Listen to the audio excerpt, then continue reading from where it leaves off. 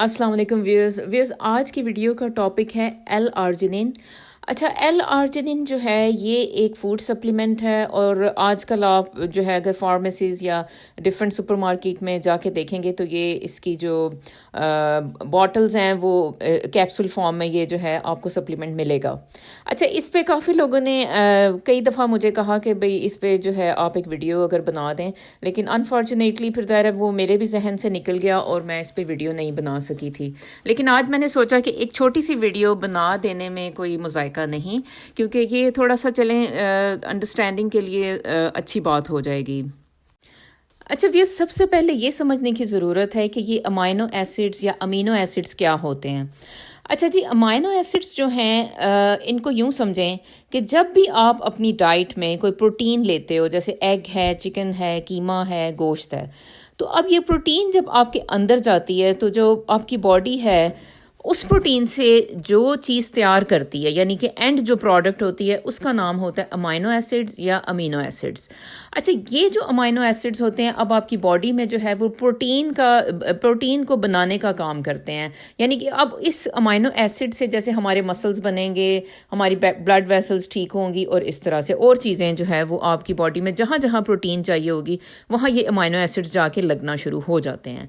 तो अच्छा, अब चलें, अमाइनो एसिड्स तो हमें समझ आ गई कि ये ईंटों की तरह हैं। जैसे कि ईंटें आपको एक घर बनाने में चाहिए होती हैं, तो इसी तरह आपकी बॉडी को बिल्डअप होने के लिए क्या चाहिए? अमाइनो एसिड्स चाहिए।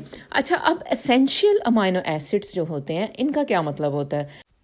अच्छा जी, एसेंशियल का ये मतलब होता है कि भाई वो वाले अमाइनो एसिड जिनके बगैर आपकी बॉडी जो है वो उसका नॉर्मल फंक्शनिंग करना मुश्किल हो जाएगा।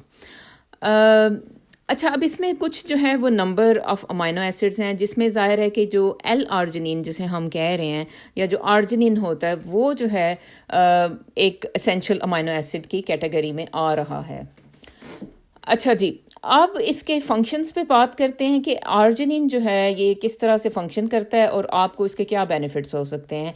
अच्छा जी, नंबर वन जो है ना, जब भी देखें आर्जिनिन जैसे आपने ली, नॉर्मली क्या होता है कि जब आप कोई अंडे खाते हो, चीज़ खाते हो, या अगर आप नट्स खाते हैं, इसमें पीनट्स शामिल हैं, इसमें आपके जो आलमंड्स हैं ये शामिल हैं, अगर तो आप ये चीज़ें खाते हैं तो इसमें छोटी सी अमाउंट में जो आर्जिनिन होता है वो आपकी बॉडी में चला जाता है।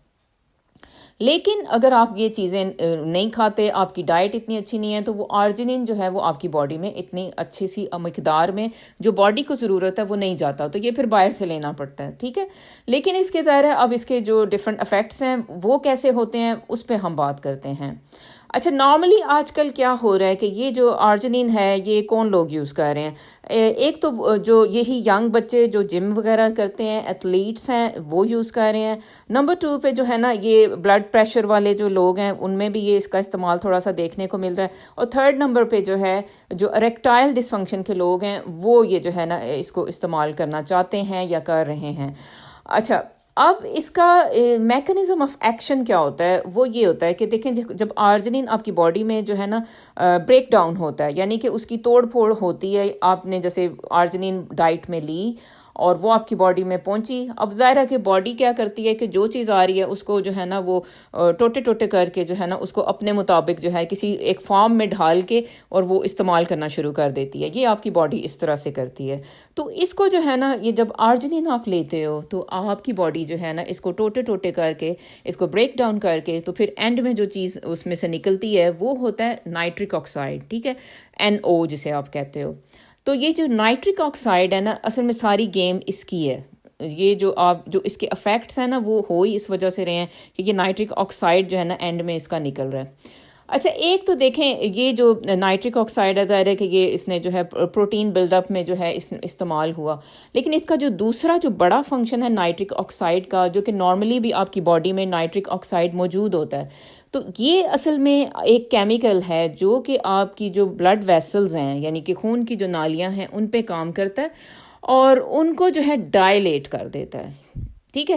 یعنی دیکھیں نا اب نارمل حالات میں کیا ہوتا ہے کہ بھئی جو ہے وہ خون کی نالی جو ہے اس کا ایک سرکمفرنس ہے یا ایک جسے کہتے ہیں قطر ہے. اردو زیادہ اچھی اردو جو ہے اس میں کہیں گے ایک قطر ہے یا ایک سرکمفرنس ہے جس کے اندر جو ہے نا وہ ایک خاص اس پہ وہ رہتی ہے.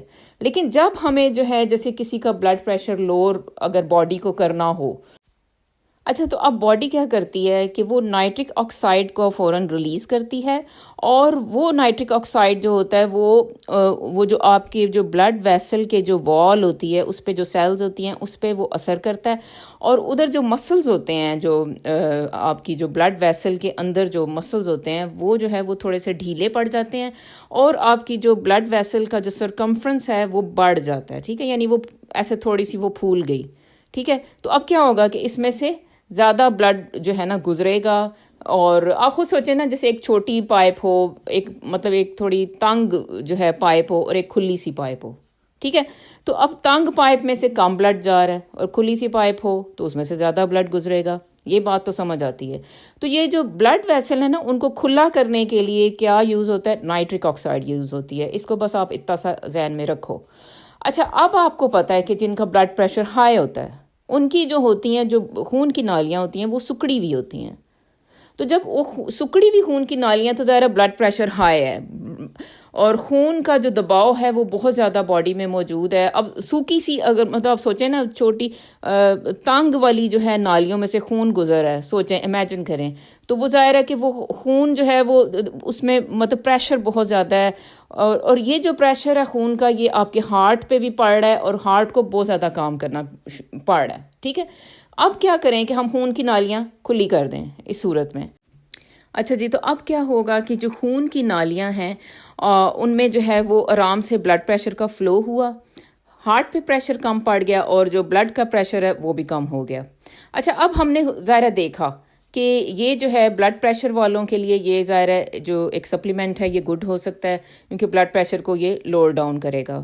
لیکن اب بات وہی ہے کہ ظاہر ہے کہ یہ آپ نے خود سے نہیں لینا. جو مریض ہیں وہ اپنے ڈاکٹر سے پوچھیں گے کیونکہ وہ آپ کی مقدار طے کرے گا کہ اچھا جی آپ کو لے سکتے ہیں یا نہیں لے سکتے، یا آپ کے کڈنی فنکشنز کیسے ہیں. کیونکہ ظاہر ہے یہ جو آپ لیتے ہو جو بھی پروٹین آپ باہر سے لیتے ہو وہ آپ کی کڈنی پہ بھی پریشر ڈالتی ہے. تو آپ نے یہ بھی دیکھنا ہوتا ہے کہ بھئی آپ کی کڈنیز جو ہیں وہ صحیح ہیں، یہ سہار سکتے ہیں یہ چیز یا نہیں سہار سکتے. ٹھیک ہے، تو خود سے کچھ بھی نہیں لینا ہوتا. اچھا اب جو ینگ بچے جو ہیں وہ استعمال کرتے ہیں جیسے اپنی پرفارمنس، اپنی انڈیورنس، اپنی ایکسرسائز کے لیے اس کو، تو ان کو کیا بینیفٹس ہیں؟ اب ظاہر ہے کہ دیکھیں آرجنین نے کیا کیا، آپ کی جو ہے بلڈ کی جو ویسلز تھیں ان کو کھلا کر دیا. تو اب جب آپ ایکسرسائز کرتے ہو تو آپ کے جو مسلز ہوتے ہیں ان کو زیادہ خون کی سپلائی چاہیے ہوتی ہے، خون میں موجود جو غذائیت ہوتی ہے انہیں وہ زیادہ چاہیے ہوتی ہے. تو ظاہر ہے جب اگر آرجنین جیسے فار ایگزامپل اگر آپ نے لی تھی تو پھر ظاہر ہے کہ وہ مسلز جو ہیں ان کو زیادہ آکسیجن مل رہی ہے، ان کو زیادہ جو ہے وہ کام کرنے کا موقع مل رہا ہے، اور ان کی کیونکہ ریکوائرمنٹ جو ہے وہ خون کی وہ زیادہ اچھی طرح سے پوری ہو رہی ہے. تو یہ تو اب ظاہر ایک فائدہ ہے، لیکن ایک ظاہر نقصان بھی ہو سکتا ہے کہ کوئی جو ینگ پرسن ہے اس کا بلڈ پریشر کم بھی ہو سکتا ہے اس کی وجہ سے. تو اس میں سیف رہنے کے لیے کیا کرنا ہے کہ ہمیشہ اپنے ڈاکٹر سے ہی پوچھ کے جو ہے یہ سپلیمنٹ یوز کریں. اچھا جی، تھرڈ کیٹیگری جو اس میں آ رہی ہے وہ ہے اریکٹائل ڈسفنکشن ہے جن لوگوں کو، اور مردانہ کمزوری جسے آپ کہتے ہو، وہ لوگ جو ہے یہ اس کو استعمال کرنا چاہتے ہیں. تو وہ بھی ظاہر ہے اب میکینزم جو ہے نا آپ کو پتہ ہے کہ اریکشن ظاہر ہے کسی کی زیادہ اریکشن کا کیا مطلب ہے. اس کا مطلب یہ ہے کہ جو اس کی خون کی نالیاں ہیں وہ جو ہے وہ ہیلدی ہیں اور ان میں زیادہ دیر تک جو ہے وہ خون ٹھہر رہا ہے. تو اسی ظاہر بندے کی جو اریکشن ہوتی ہے وہ ایک زیادہ ہوتی ہے. اب آپ دیکھیں نا جیسے جو اب میل آرگن ہے وہ اس میں آپ جیسے ایک اسپونج ہوتا ہے یہ اس کی طرح ہوتا ہے، تو اس میں خون کی نالیاں ہوتی ہیں. تو اللہ کا یہ میکینزم ہے کہ اس میں ظاہر ہے وہ خون کھڑا رہتا ہے کچھ دیر تک، تو پھر وہ ظاہر ہے کہ اس میں جو ہوتی ہے سختی ہوتی ہے تو وہ ہوتی ہے، اور اس طرح سے جو ہے آپ کہتے ہو کہ اچھا جی یہ بندہ جو ہے اس کی اریکشن بہتر ہے، اور کوئی جو ہوتا ہے جس کی نہیں اتنی اریکشن بہتر ہوتی تو اس کو پھر آپ کہتے ہو کہ ان کو جو ہے کمزوری ہے، ان کو جو ہے علاج کی ضرورت ہے. تو وہ بھی ظاہر ہے یہ سمجھ سکتے ہیں کہ ظاہر ہے آرجنین جیسے اب ایک وہ لیتے ہیں تو ظاہر ہے کہ اگر خون کی نالیاں جو ہیں وہ تھوڑی سی کھلی ہوں گی تو وہ پھر ظاہر ہے کہ بھئی ان کی اریکشن بہتر ہونے کا چانس ہے. لیکن یہ ہے کہ پھر اگین وہی بات کہ آپ نے کوئی بھی چیز جو ہے نا وہ خود سے استعمال نہیں کرنی ہوتی. وہ بہتر ہوتا ہے کہ جو بھی شخص اس کو استعمال کرنا چاہتا ہے پہلے وہ اپنے ڈاکٹر سے رجوع کرے, اور ڈاکٹر ظاہر ہے کہ اس کے سارا جو اس کا جو اسٹیٹس ہے وہ چیک کرے گا کہ بھئی ان کو یہ چیز فائدہ مند ہے نہیں ہے, اس کے بعد جو ہے وہ آپ کو استعمال کے لیے اس کا استعمال جو ہے وہ ریکمینڈ کرے گا. Okay, thanks for watching this video. اور یہ آپ لوگوں کے لیے ایک چھوٹی سی ویڈیو تھی, اور چینل کو سبسکرائب کریں, اور اگر ہو سکے تو اس ویڈیو کو لائک کر دیں. تھینک